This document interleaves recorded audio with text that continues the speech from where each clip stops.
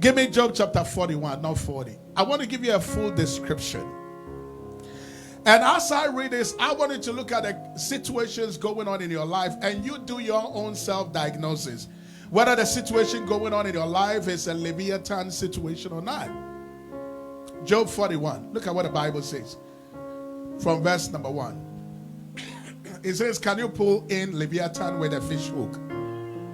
Now I need you to understand Leviathan is a beast that lives in the sea. He says, can you try to use a fish hook to get Leviathan or tie down its tongue with a rope? Because that is what some of us are trying to do with our situation. We got chaos in our relationship. We got chaos in our marriage. And we're using some 7 steps program to fix that situation. God says that 7-step program is like you trying to use a fish hook to catch a whale. It's not going to do it. It's not going to cut it. He says you don't use a fish hook to tie down its tongue with a rope. Look at verse number 2. We're going to read the whole chapter. He says, can you put a cord through its nose or pierce its jaws with a hook? No, you don't know Leviathan. You can't. You can't. We're talking about a situation that is beyond us. We cannot fix us. You trying to fix you. You can't fix you. God got to fix you. I can't fix me. I can't fix my kids. I can't fix my marriage. I need God to fix me. He needs to fix my marriage. He needs to fix my home. He needs to fix my mind. There is no therapy that can fix me if God doesn't fix me. Look at what he says next. He says, will it keep begging you for mercy? Leviathan will not negotiate. He doesn't negotiate. He's in to destroy. He's in to take over. He's in to break your home. He will not ask for mercy. You think you're going to corner him? You think you're going to bait him? You think you're going to hook him and he's going to beg you? No. Will he speak to you with gentle words?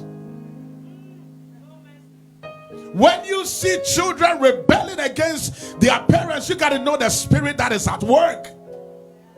You don't stand before your parents and do crazy to them. It reveals to you the spirit that is at work. It's called Leviathan spirit. We have a rebellious generation that won't listen to parents. He says, will it make an agreement with you? No. No. For you to take it as your slave for life? No. You don't know this guy. He wants to wreck your home. He wants to destroy your ministry. He wants to break down your career. He wants to make sure you are left with nothing. It's a spirit. It's a Leviathan spirit. He wants to make sure you are hooked to that drug. He wants to make sure that you are hooked to alcohol. No program can set you free. No. Look at what it does. Number 5. Can you make a pet of it? Can you make Leviathan a pet? I've seen people use all kinds of animals as pets. Dog pet, cat pet, cow pet, sheep pet. But Leviathan a pet? No. Can you make a pet of it like a bird? Or put it on a leash for the young women in your house? No, you can't. You don't know Leviathan. Will traders barter for it? You want to capture it and trade it or sell it? No. Will they divide it up among the merchants? You can't cut them in pieces. Can you fill its hide with harpoons or its head with fishing spears? Now, if you understand what Leviathan is made of, nothing can pierce through him. No spears can pierce through him. If you lay a hand on it, you will remember the struggle and never do it again. That's why this is beyond our pay grade. We can't deal with it. God himself got to deal with this one for us. There are conditions we can't deal with. God got to be the one to fight in our battles. He says when you try to contend with Leviathan, the encounter will be such that you wouldn't even want to dare it again.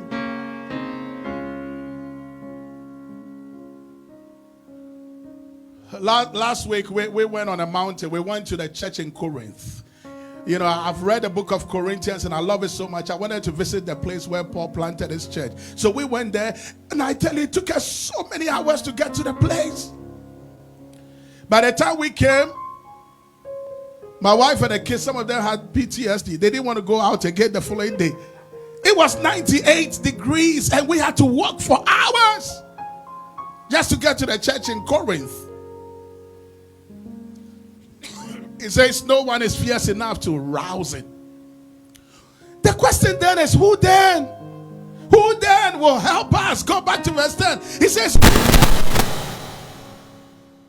says, who then is able to stand against me? Talking about Leviathan. Who? Can he do it? Can I do it? No, I'm your pastor. I can't.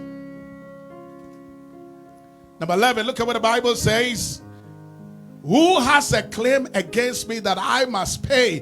Everything under heaven belongs to me. This is God speaking now.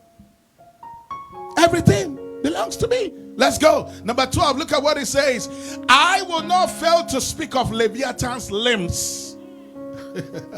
God says, I got to give you a good picture of this demon we're dealing with, this spirit we're dealing with. He says, if you look at its limbs, its strength, and its graceful form. Let's go. Who can strip off its outer coat? The skin of this guy is terrible. Who can penetrate its double coat of armor? Double coat. No spear can pierce him. That is why our prayer, Bible says in Ephesians, it talks about the full armor. Your full armor can't deal with this guy here. You might have the helmet of salvation, the breastplate of righteousness, the belt of truth, the sword of the spirit. You can have your feet shod with the preparation of the gospel, and none of this armor can deal with this guy. He says he has a double skin. Who dare open the doors of his mouth? You try to open its mouth. Some of us wouldn't even do that with crocodiles. How dare you open its mouth? Go back to 14. He says you can touch his mouth. Ringed about with fearsome teeth. Look at number 15. Its back has rows, the back of Leviathan. It has rows of shield. You are coming against him with a shield. He has rows of shields. Tightly sealed together. No place to penetrate through its skin. I'm talking about how many times you've tried to fix this situation and it's not fixable. It's a Leviathan situation. Its skin is thick. No amount of sit-down conversations and talk with your spouse will fix the situation. We are contending with Leviathan. Each is so close to the next that no air can pass between. That is how terrible the skin of Leviathan is. And look at what he says. They are joined fast one to another. They clinch together and cannot be parted. 18.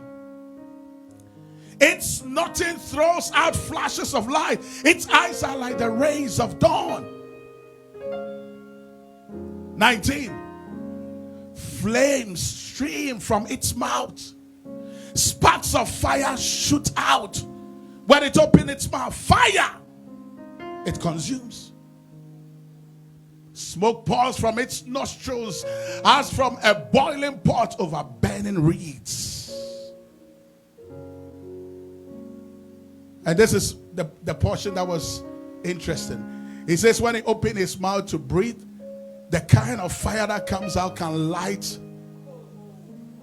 It will light every charcoal. Its breath set coals ablaze and flames that from its mouth. This is a destructive spirit we're talking about here. And I can tell you the devil is out there against our families. He's out there against our marriages. He's out there against the nation. When you look all across America, the spirit of Leviathan has taken over the hearts of people. And the church is asleep. The church is quiet. Whilst God is giving us the power of prayer to call down the power of God to break the hold of Leviathan over families. Look at verse 22. He says the neck of Leviathan has strength. That is the seat of strength. His neck is the seat of strength. He says dismay goes before it. Let's go. The fold of its flesh are tightly joined together. They are firm and immovable. Somebody ought to pray this morning and say, Lord, I need your help. We are dealing with situations that it's only God that can help us. Our problem is a God problem, and God problem can only be fixed by God, nobody else. And God is bringing America to its knee. When you are brought to a place where none of your connections can help you, none of your network can save you, none of your friends and family can save you, none of the things you know can save you, none of everything you have acquired, not your accolade, not your experience, not your business, none of the things you've acquired can save you, but God. He's bringing us as a nation to that place where none of the things we have as a nation, we could call ourselves the superpower of the world all day, but God is bringing us to our knees. And don't be fooled that God is going to choose a Republican or a Democrat because God approves it, because sometimes God chooses what he chooses as a reproach to us because we are walking in rebellion, not because he approves of it. He gives us Saul not because he approves of Saul, but because we are walking in rebellion.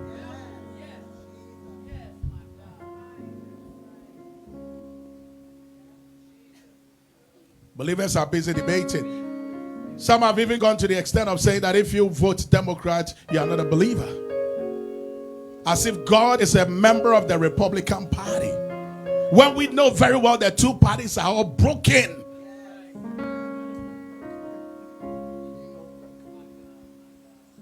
I heard this interesting story of a lady that will cry every morning in her room.